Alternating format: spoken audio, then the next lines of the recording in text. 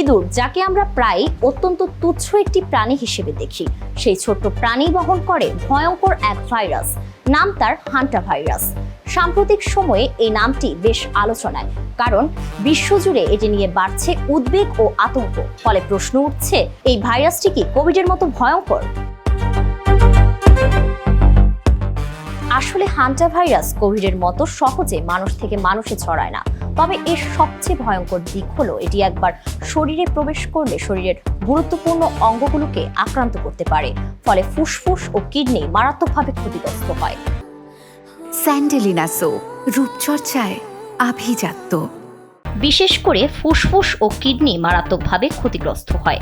অনেক ক্ষেত্রে হঠাৎ শ্বাসকষ্ট, ফুসফুসে পানি জমে যাওয়া, রক্তচাপ কমে যাওয়া এবং শরীরের অভ্যন্তরীণ অঙ্গ বিকল হয়ে যাওয়ার মতো পরিস্থিতি তৈরি হতে পারে।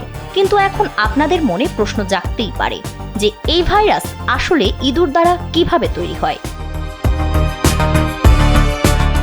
এই ভাইরাস মূলত এক ধরনের জুনেটিক ভাইরাস, যা ইঁদুর জাতীয় প্রাণীর শরীরে থাকে। সংক্রমিত ইঁদুরের মল, লালা, প্রস্রাব বাতাসের সংস্পর্শে এসে সূক্ষ্ম কণায় পরিণত হয়।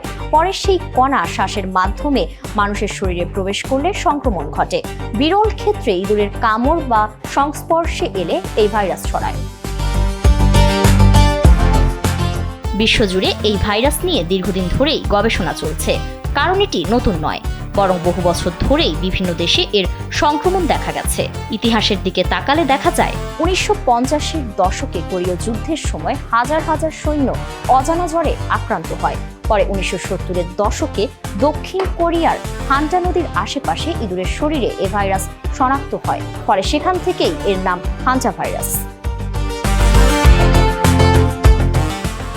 বর্তমানে প্রতি বছর বিশ্বে আনুমানিক 1.5 লাখের মতো মানুষ এই ভাইরাসে আক্রান্ত হয় বলে বিভিন্ন স্বাস্থ্য সংস্থার তথ্য থেকে জানা যায়। এর বড় অংশ ইউরোপ ও এশিয়ায় ঘটে। দক্ষিণ আমেরিকার কিছু অঞ্চলে পাওয়া বিশেষ ধরনের হান্টা ভাইরাস আবার সীমিতভাবে মানুষ থেকে মানুষেও ছড়াতে পারে। তবে সবচেয়ে গুরুত্বপূর্ণ তথ্য হলো, হান্টা ভাইরাস সাধারণত মানুষ থেকে মানুষে ছড়ায় না।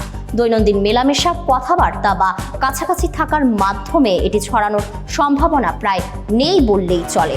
তবে ঘনিষ্ঠ সংস্পর্শ বা ঝুঁকিপূর্ণ পরিবেশে থাকলে এটি ছড়াতে পারে। এখন প্রশ্ন উঠছে, বাংলাদেশে এর প্রভাব কতটা?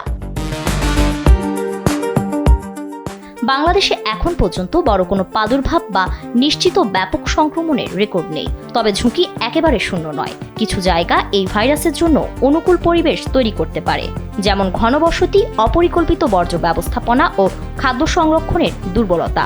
বর্ষাকাল বা বন্যার সময় ইঁদুর নিরাপদ আশ্রয়ের খোঁজে মানুষের ঘরের কাছাকাছি চলে আসে। ফলে খাদ্য ও পরিবেশ দূষণের মাধ্যমে সংক্রমণের ঝুঁকি কিছুটা বেড়ে যেতে পারে। তবে এখন পর্যন্ত বাংলাদেশে বড় কোনো মানব সংক্রমণের প্রমাণ পাওয়া যায়নি। বিশেষজ্ঞরা বলছেন, আতঙ্কিত হওয়ার কোনো কারণ নেই, তবে সচেতন থাকা অত্যন্ত জরুরি। কারণ এই ভাইরাস প্রতিরোধের একমাত্র উপায় হলো পরিচ্ছন্নতা বজায় রাখা, খাবার ঢেকে রাখা, ঘরবাড়ি পরিষ্কার রাখা, ইঁদুর প্রবেশের পথ বন্ধ করা এবং বর্জ্য ব্যবস্থাপনা ঠিক রাখা।